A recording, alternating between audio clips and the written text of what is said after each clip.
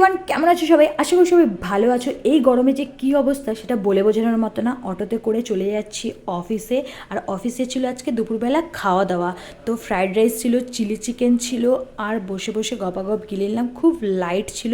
এই সল্টলেকেরই এখান থেকে একটা রেস্টুরেন্ট থেকে আনা, সত্যি টেস্ট খুবই ভালো ছিল। আর আমি এই অফিসে জবে থেকে ঢুকেছি, খেয়ে খেয়ে পুরো মোটাই হয়ে যাচ্ছি। যাই হোক, তারপরে আসে ফ্রুটস অ্যান্ড নাটসের একটা আইসক্রিম, যেটা টেস্ট সত্যি ভালো ছিল। আইসক্রিমেই শেষ নয়, তারপরে আসে বলরাম মল্লিক থেকে আনা এরকম আম দই। আর আম দইয়ের ভাঁড়টা এত সুন্দর ছিল, আমি তো বাড়িই নিয়ে চলে এসেছি। আর টেস্ট নিয়ে তো কোনো কথাই হবে না। তো ভালোভাবে খাওয়া দাওয়া করে সব কাজ কমপ্লিট করে তারপরে চলে যাই মাসি বাড়ি যাওয়ার জন্য। তো আজকে মেট্রো করে যাব। তো মেট্রো করে যাওয়ার জন্য চলে যাই করুণাময়ী।